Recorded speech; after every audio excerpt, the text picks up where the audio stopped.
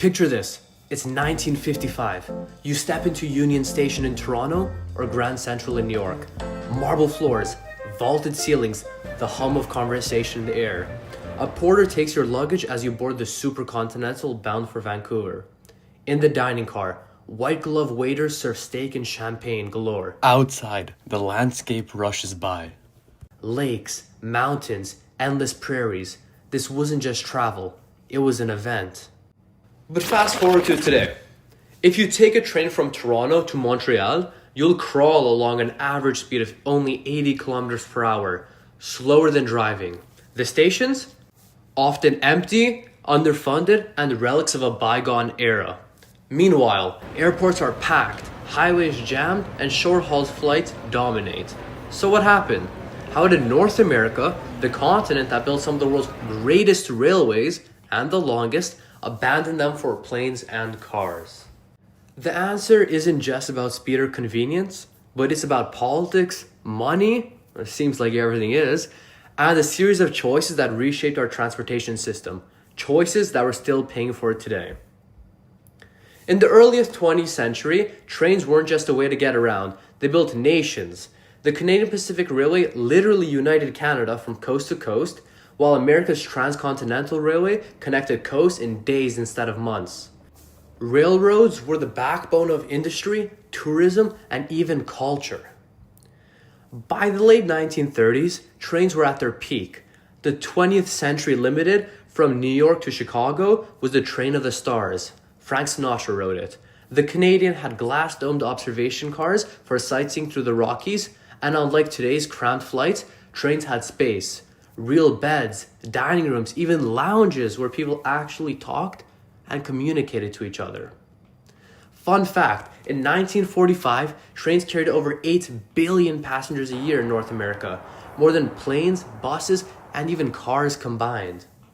But within a few decades, everything changed. And it wasn't just because planes were faster, but it was because governments made sure planes would win.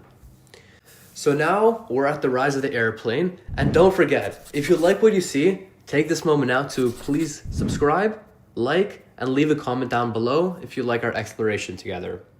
But now back to the video. At first, flying was a luxury, and a terrifying one at that. Early planes were loud, bumpy, and freezing cold. A 1940s flight from New York to Chicago took twice as long as today, with multiple stops, but then came the jet engine. Suddenly, a trip that took 20 hours by train could be done in 3.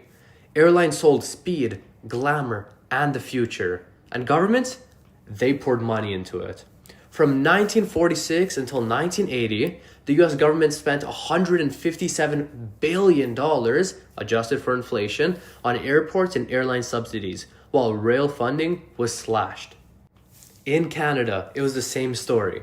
Airports like Toronto Pearson and Montreal's Dorval got massive upgrades. Meanwhile, railways were forced to maintain thousands of miles of track without the same subsidies. The game was rigged. It wasn't just planes too.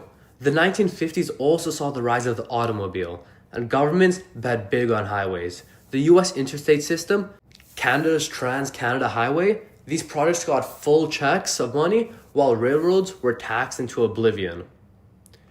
By the 1970s, railroads spent 40% of revenue just maintaining tracks, while airlines used taxpayer-funded airports for free.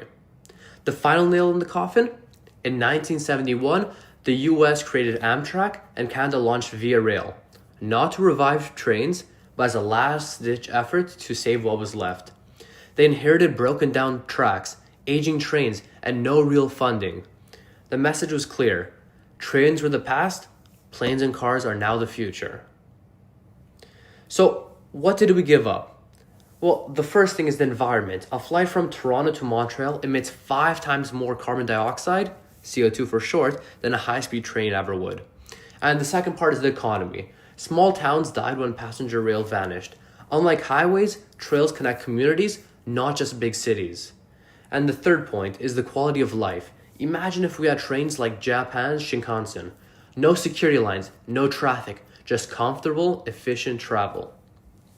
But it's not too late. Brightline in Florida is proving Americans will ride trains if they're fast and reliable. Canada's high-frequency rail, which we briefly talked about in the last video, could finally bring real upgrades. But we have to choose. Do we want a future of endless traffic and airport chaos, or a smarter way to move?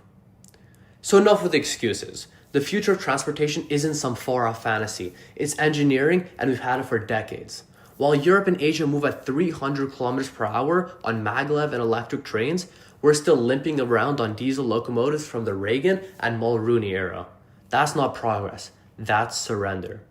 Here's the brutal truth. We don't need new technology. We don't need more studies. What we need is the guts to build.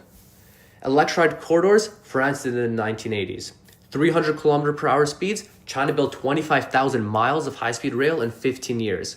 Profitability, Japan's Shinkansen turns a $5 billion annual profit.